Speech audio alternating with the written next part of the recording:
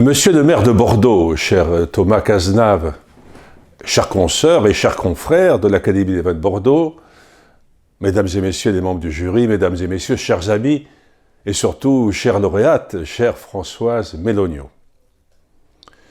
Permettez-moi avant toute chose d'exprimer le profond regret qui est le mien de ne pouvoir être parmi vous ce soir au Palais Rohan à Bordeaux, ville que j'aime comme vous le savez. Mais j'espère que cette vidéo saura néanmoins vous porter fidèlement ma pensée, ma joie et mon amitié. Je le regrette d'autant plus que j'aurais eu la joie de saluer le nouveau maire de Bordeaux, que je connais un peu, et de lui souhaiter bonne chance dans sa mission. Vous êtes réunis ce soir sous les auspices d'un nom qui, depuis plus de 4 siècles, rayonne sur la pensée française et européenne comme un phare inaltérable, Montaigne. Montaigne, dont cette ville garde jalousement la mémoire, comme d'un enfant prodige et d'un maire éclairé. Comme vous le savez, depuis 2003, la ville de Bordeaux et l'Académie du vin de Bordeaux ont créé ce prix, qui distingue, selon ses propres statuts, la qualité littéraire d'un essai, exprimant, pour notre temps, l'ouverture et la liberté d'esprit, ainsi que l'humanisme sans frontières, qui furent ceux de Michel de Montaigne.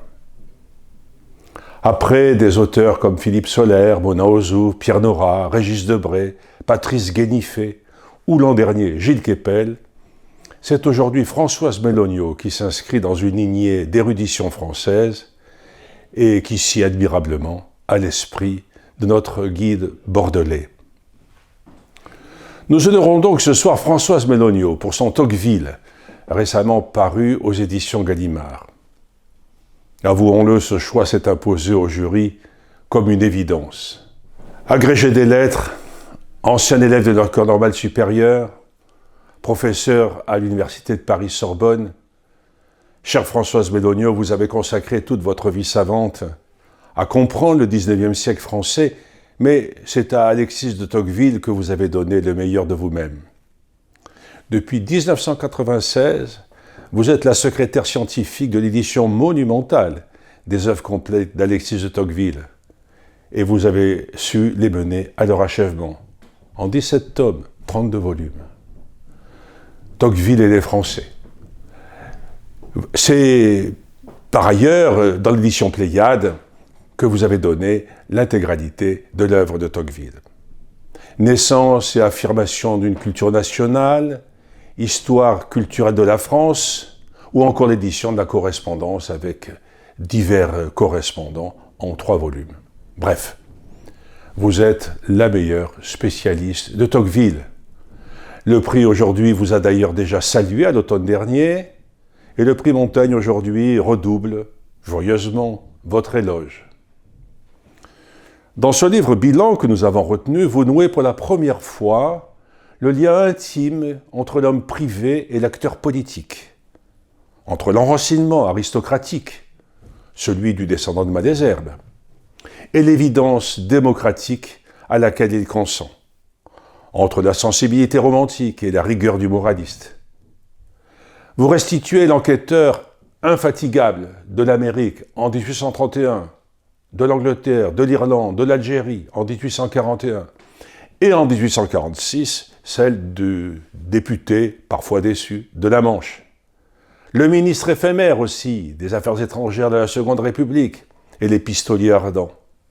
Le mari aussi, parfois inélégant, et l'académicien, élu à 36 ans.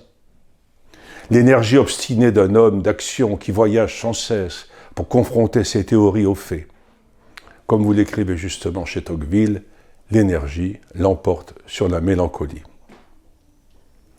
Vous ne cachez rien du reste des contradictions de l'homme. Vous montrez un penseur qui a cru, un temps, trouver par exemple dans la colonisation de l'Algérie un remède à un déclin qu'il redoutait. Vous dépeignez ce que notre confrère Éric Roussel, en déposant votre livre devant l'Académie des sciences morales et politiques récemment, a très justement appelé un homme qui domine son pessimisme foncier et porte un regard lucide sur le passé, ce qui sera l'objet de l'Ancien Régime et de la Révolution, ou sur l'avenir, comme l'atteste la démocratie en Amérique et ses étincelants souvenirs. Vous dévoilez surtout que l'œuvre se lit dans la vie, et que la vie se lit dans l'œuvre. L'une est, écrivez-vous, inséparable de l'autre. Vous nous révélez un Tocqueville né sous le Premier Empire, mort sous le Second, traversé tout entier par cette longue convulsion française qui va de la Révolution au bonapartisme et qui cherche inlassablement à comprendre la logique profonde autour de cette même question qui l'obsède: comment les hommes libres peuvent-ils le rester? Et c'est ici que Montaigne nous attend, que nous le retrouvons. Au chapitre 8 de la seconde démocratie en Amérique, sur la doctrine de l'intérêt bien entendu, Tocqueville convoque expressément le seigneur de la librairie Périgourdine. Il y a longtemps, écrit-il, que Montaigne a dit « Quand je ne suivrai le droit chemin que pour sa droiture, je le suivrai pour avoir trouvé par expérience qu'au fond du compte, c'est communément le plus heureux et le plus utile. » Entre le gentilhomme du Périgord et le gentilhomme normand, il y a cette même méthode du moi comme instrument de connaissance, cette même probité du doute, cette même prose française, ferme et libre, qui pense en avançant.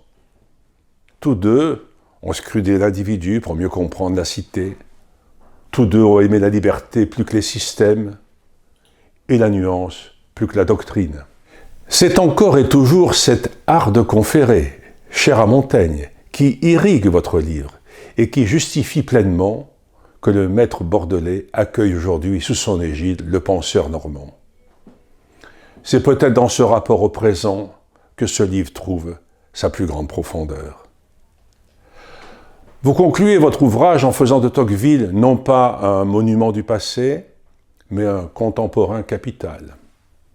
Le concept d'individualisme qu'il forge dans le second volume de la démocratie en Amérique, cette tendance des démocraties à se replier les individus sur leur sphère privée, à les désintéresser des affaires communes, résonne avec une acuité particulière dans nos sociétés contemporaines, en France comme aux États-Unis. Et ce fameux paradoxe qu'il a étudié de la frustration relative du citoyen en démocratie ne cesse de trouver de nouvelles illustrations dans l'actualité la plus brûlante. C'est cela, la grandeur d'un classique. Non pas avoir tout prévu, mais avoir forgé des instruments de pensée assez puissants pour que chaque génération puisse s'en saisir pour comprendre son propre temps. Que votre ouvrage, chère Françoise Bellogno, continue de nourrir les consciences et d'honorer la pensée de Montaigne. Recevez ici, une fois encore, mes plus sincères félicitations et, vous le savez, mes pensées les plus amicales.